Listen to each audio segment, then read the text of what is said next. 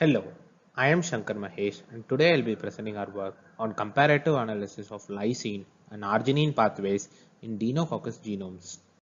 Deinococcus is phylogenetically related to extreme thermophiles of the genus Thermus, and both genera exhibit L-ornithine glycine in their peptidoglycan cell wall.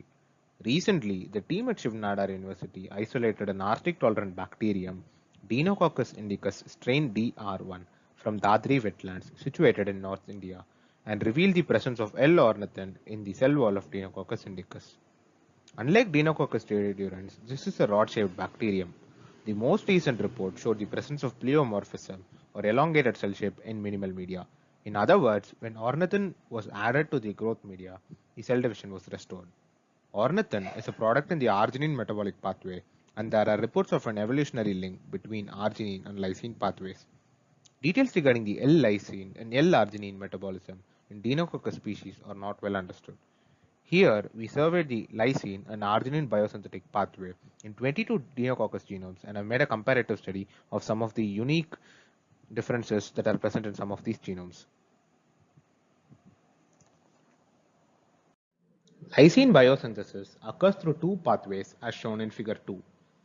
In bacteria and higher plants, it proceeds via the diaminopimylate pathway where aspartate acts as the primary substrate.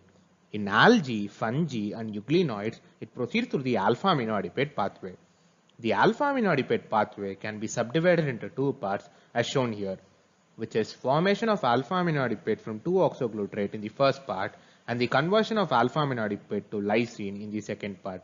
And this is mediated by 5 enzymes, namely lysine X, lysine Y, lysine Z, lysine J, and lysine K in the presence of a carrier protein lysine W. The arginine biosynthesis pathway proceeds either with or without the carrier protein lysine W. In this study, we started with Deinococcus radiodurans pathway as a reference from the KIG database by downloading the sequences and using BLAST-P and reverse BLAST-P, we validated the hits. We chose BLAST-P since protein sequences are relatively more conserved than DNA in the course of evolution due to codon degeneracy. Among the BLAST-P hits, those protein sequences having lesser than 60% sequence identity and lesser than 60% query coverage were selected for further analysis. Among these, we looked at annotation as per GenBank, and those that shared the same functional annotation yet had low sequence identity were analyzed to identify the sequence level, local, and global differences.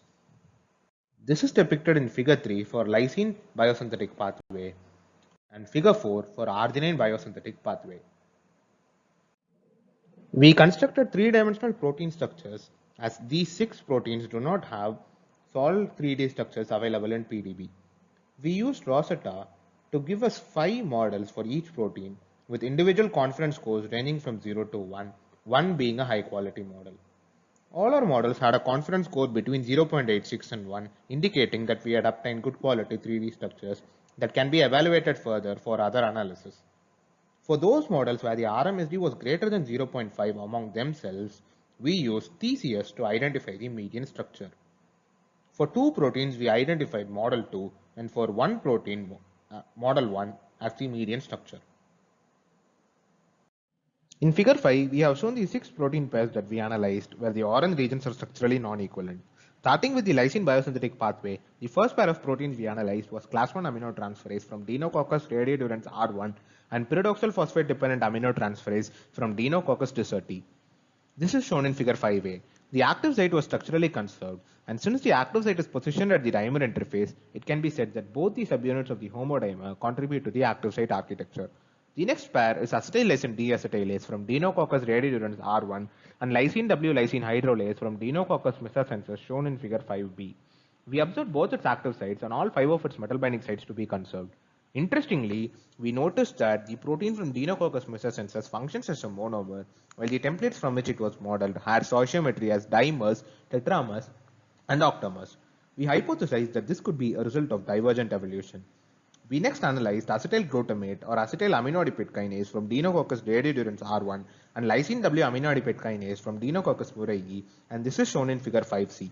Both of its active sites were conserved, but one of the substrate binding sites, which is isoleucine at 176, was replaced by leucine. To accommodate this change, the neighboring residue, which is alanine 175 in Deinococcus radiodurans, is thought to be co-evolved by replacing with leucine. We think that this would compensate for the loss of function. So we hypothesize that this point mutation doesn't affect the function of the kinase.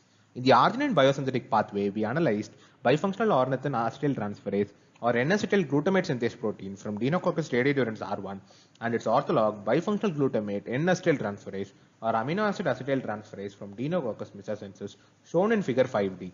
This enzyme has all 6 substrate binding residues conserved. However, the active site of both the enzymes were not structurally equivalent due to different rotamer configurations, and we think that this might alter the active site pocket.